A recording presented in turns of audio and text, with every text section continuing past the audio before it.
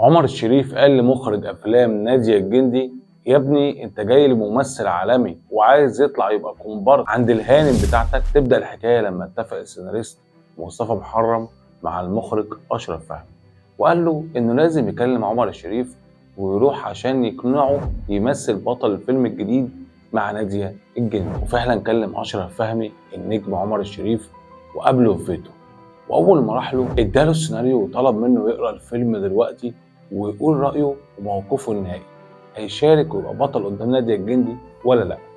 فعلا قعد عمر الشريف يقرا دوره في الفيلم. فجاه بص عمر الشريف لاشرف فهمي وقال له: هو ايه يا ابني اللي انت جايبه ده؟ راح اشرف فهمي قال له: هو الفيلم مش عاجبك ولا ايه؟ رد عمر الشريف وقال له: لا، فيلم كويس زي افلامها عادي، بس يا ابني نادية الجندي دي على طول تطلع في الافلام دايما الرجاله كلهم بيحبوها وهيموتوا عليها وتقهرهم في الاخر، وبعدين تبقى الست الجباره وهم كلهم الضحايا. في الفيلم ده انتوا غيرتوا التيمه، انا الراجل الجبار وهي الضحيه، والناس كده مش هتصدق. اشرف فهمي استغرب كلامه وكان ساكت وعمال يسمعه، وراح عمر الشريف كمل كلامه وقال له: وبعدين انت جاي لواحد نجم عالمي زيي وعايز يقف في صف الرجاله اللي في الفيلم اللي بيحبوا الهانم بتاعتك. اشرف فهمي لما سمع الكلام ده راح فورا لنادية الجندي قال لها، واللي اول ما عرفت عملت حاجه محدش يتوقع. لو وصل الفيديو اعمل لايك وشير وساعد الفيديو في الانتشار. بيكمل حكايه السيناريست مصطفى محرم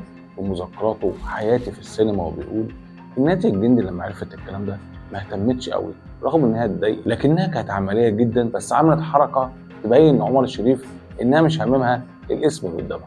رشحت لينا وجه جديد وهو الفنان جمال عبد الناصر اللي كان فعلا دي اول بطوله، لكن رغم نفي مصطفى محرم ان نادية الجندي اتعاملت عادي مع الموضوع، الا ان الصحافه الفنيه وقتها قالت ان نادية الجندي رفضت ان عمر الشريف يمثل معاها في اي فيلم بعد كده، رغم ان هو وافق على فيلم بعد كده وهو فيلم حكمة فهمي، لكن نادية الجندي عملت فيه مقلب وسحبت منه الدور وادته لحسين فهمي.